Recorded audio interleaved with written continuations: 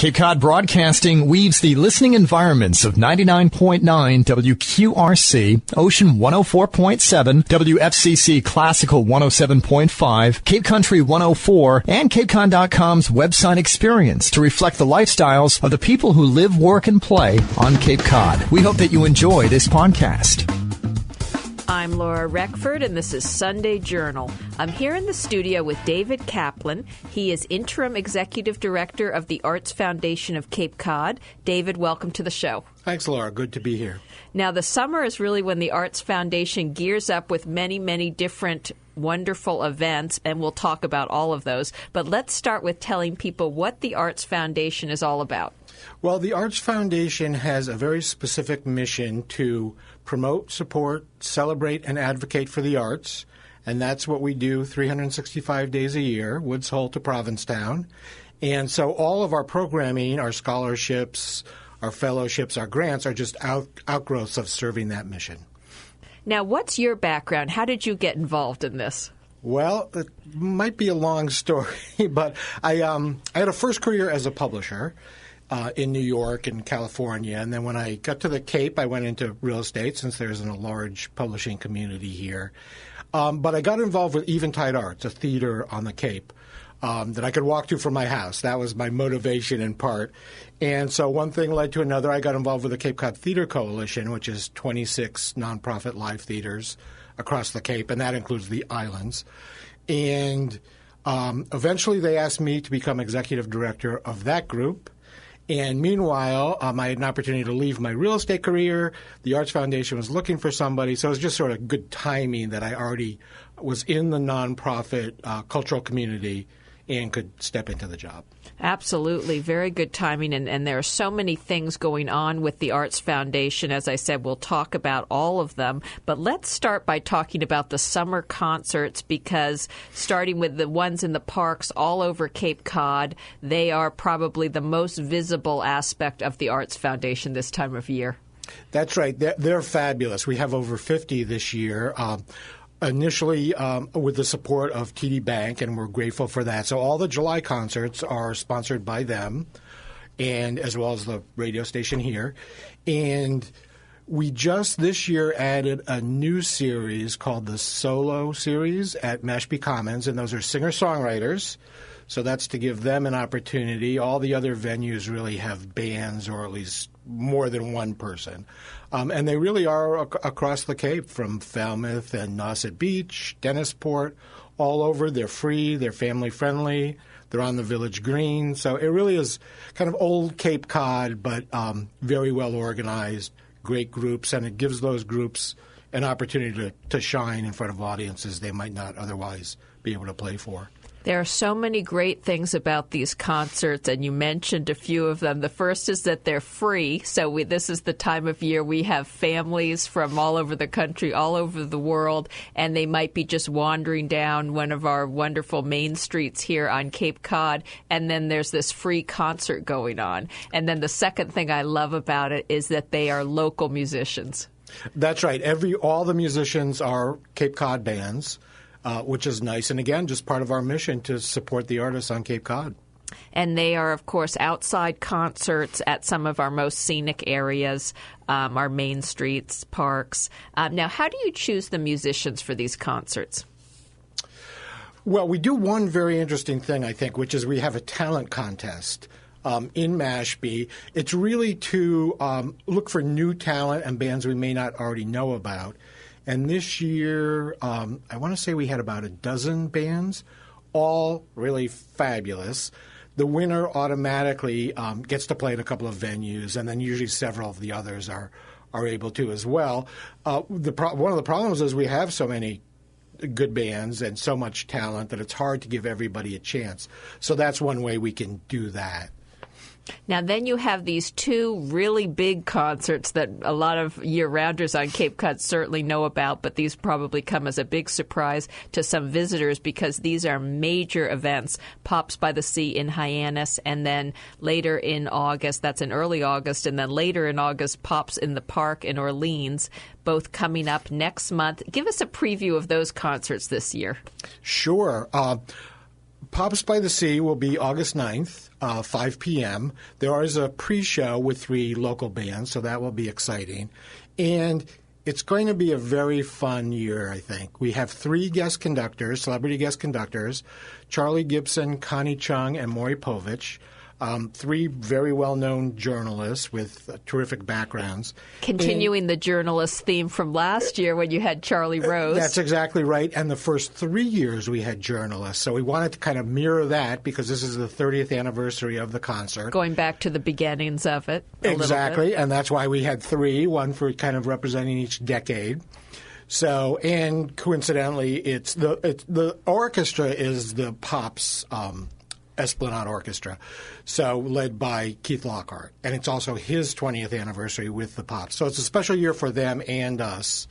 And this is really the only time they play on Cape Cod. This is a very, very special event to have Keith Lockhart here and the Boston Pops Esplanade Orchestra playing here in Hyannis for a free concert, essentially. That's exactly right. I mean, usually this time of year you would have to go out to the Berkshires to hear them. So they'll be right here. And some other interesting talent we're going to feature, and Trooper Dan Clark will be singing the Star Spangled Banner, and I think a lot of people are familiar with him. He's done it at other venues, and actually kind of got his start here at the Pops singing, so that's exciting. It's always wonderful to hear him. It is, yeah.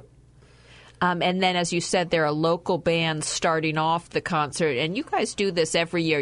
The big event, of course, is when the Boston Pops Orchestra starts playing. But this event is essentially an all-day event. Families can come and spread out their blankets early in the day and sit there all day with music.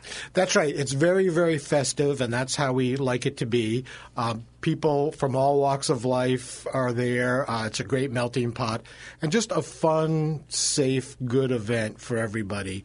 And for the Arts Foundation, a lot of people think of it as this wonderful concert, which it is.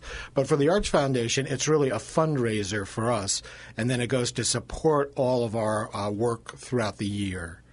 Well, that's what's great about it, and people kind of walking by can hear this wonderful music, but there are several layers of entrance where people can pay and either be sitting up front or there are seats further back, and then people are on the grass further back from that, sort of different levels where people can pay and contribute, and this is a major fundraiser for the Arts Foundation. Isn't that right? That's right, and we have some wonderful sponsors, starting with Citizens Bank, and it's actually the Citizens Bank Pops by the Sea concert.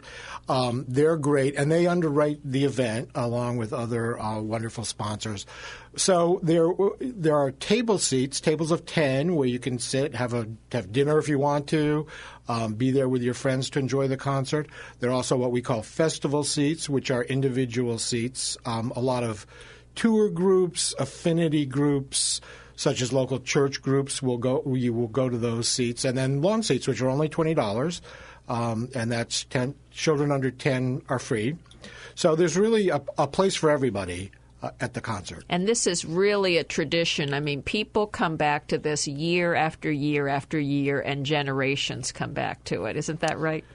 That's right, and especially this year we have some people coming back for the 30th anniversary, some of the founders of the concert back in 1986. So that's exciting as well to have them back. And, we're going to find ways to pay tribute to them, so that'll be good too. And that's we're getting a little surprise preview here. Who were those founders? Who are those people coming back that you'll pay tribute to? Well, there are people like Lonnie Chase, who's the honorary chair of the event. And one story I've heard about him, I can't verify it, but I'm guessing it's true, is that back then, to get that first concert off the ground, he actually stood at the airport Rotary with a cup to raise money for the event. So wow. So it was thanks to people like him. Leo Fine was another one it was really their efforts and their hard work to make it happen. And back then it was all volunteer. Now the Arts Foundation has some paid staff to do this, but it was strictly volunteer for many, many years, and they created a wonderful event that is going today. An incredibly successful event. I'm Laura Reckford, and this is Sunday Journal. I'm talking to David Kaplan of the Arts Foundation of Cape Cod. Now, the second really big concert that the Arts Foundation does is Pops in the Park in Orleans. Tell us about that one this year. Well, that's also very exciting because that's the Cape Symphony. So it's another local band. And this will be the 26th year for that, I believe. I apologize if it might be the 27th. So that's been going for a long time as well. And this year, we're also having a special guest star, Sheena Easton, who people may remember from Morning Train and Your Eyes Only. Absolutely. Had a lot of big hits back in the 80s and I think into the 90s and is still going strong. So that'll add a little excitement. And one difference between the Pops by the Sea and Pops in the Park is that concert starts at 7. So it's a twilight concert. Many people bring dinners with them and hang out and just, again, have a really good time. Now, I can't imagine the planning that goes into these two concerts, particularly Pops by the Sea, where you get, is it upwards of 20,000 people, more than that? It's a giant crowd. Well, not quite that much, but we estimate somewhere between 12 and 15,000. So it is a big crowd. It's the single largest cultural event on Cape Cod and certainly the largest concert on Cape Cod. It must be like throwing the biggest party ever. So many details.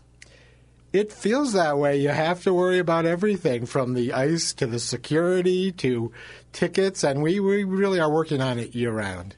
And I'm always impressed that there are so many different aspects of this, and we get press releases every week or every couple weeks about the different things. There is an official T-shirt, an official painting, all these different sort of aspects that come together for this. How has that all been put together?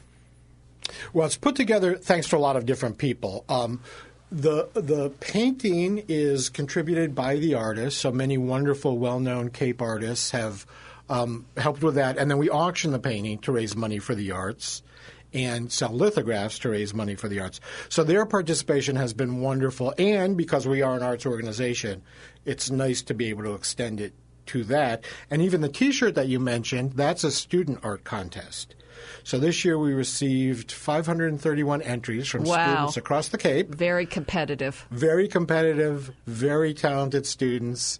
It was hard to narrow it down, but we managed to. And then there's first place, second place, third place, and 7 honorable mentions. So each of the kids gets scholarship money, and then each of the school's art departments get a matching amount of money, which these days is particularly important for those art departments that are scratching for funds. So, again, we're trying to still connect the concert to our mission and give scholarships, reward artists, whatever we can do to help the arts. And the T-shirts, I think, are always really are a collector's item that people get year after year, and they make sure they get that official T-shirt. Right. They're a lot of fun, and they go to our 400 volunteers at the concert that day, which gives you some sense of the scope, because in addition to those 400 volunteers, there are a lot of other people there who are paid, the people who put up the tent and the tables and everything else. So it's a big operation. And they all get the T-shirt as a thanks for volunteering, and then it's also on sale at the event for other people.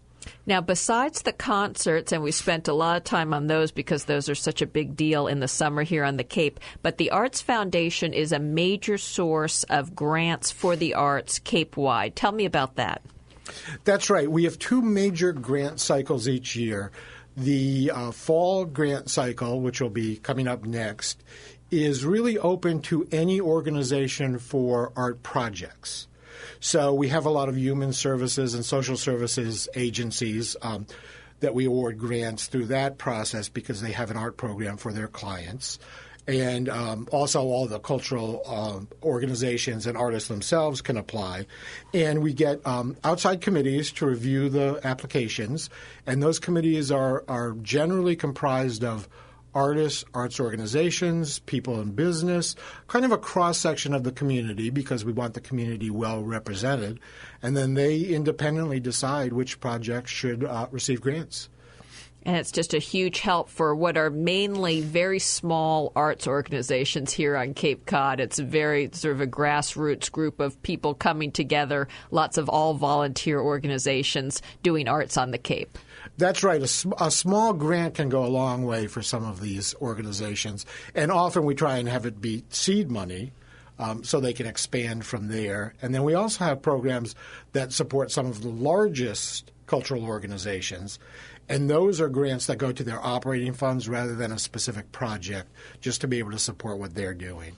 And at the beginning of the show, when you were talking about all the things the Arts Foundation does, you mentioned fellowships and scholarships, so I wanted to hear about those. Right. Well, we just started a new fellowship program for working artists on the Cape. And the first recipient was Richard Neal, who's a great graphic artist. Terrific artist. Yep, and very interesting. Right now he has some of the work showing at the Cape Cod Museum of Art, so I recommend people go see it. And so he was this year's first recipient.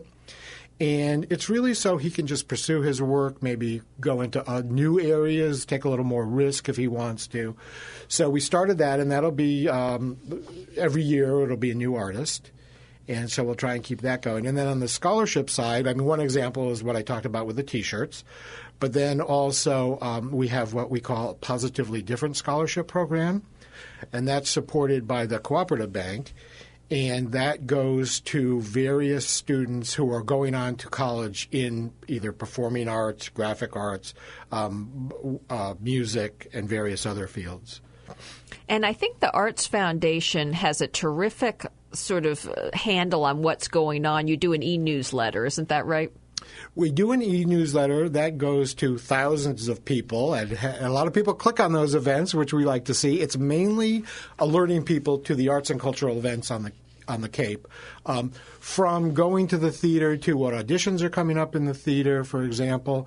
And then that also is now produced in conjunction with Arts Cape Cod, which is our new website, really geared to consumers of art and culture, where they can, again, go there and pretty much find every arts event that's going on the Cape. We have over 400 venues and organizations using that, several thousand events. So it's really a great source. And in the last few moments we have left here, how can people get involved in the Arts Foundation? Obviously, there are volunteer opportunities coming up with those big concerts. And how can they learn more? Well, first, let me repeat what you just said. There are volunteer opportunities still for both of those concerts, so please visit our website and sign up to volunteer. It's a lot of fun. Lots of ways that people can get involved, and unfortunately, we're out of time. I've been talking to David Kaplan of the Arts Foundation of Cape Cod about all the things the Arts Foundation is doing this summer, including the summer concerts all over the Cape, Pops by the Sea, Pops in the Park. Thank you so much, David, for being here with me today. Thank you, Laura. I'm Laura Reckford, and this is Sunday Journal. This podcast is a presentation of Cape Cod Broadcasting, which is solely responsible for its content. Thank you for listening. For more information, please visit us at capecodbroadcasting.com.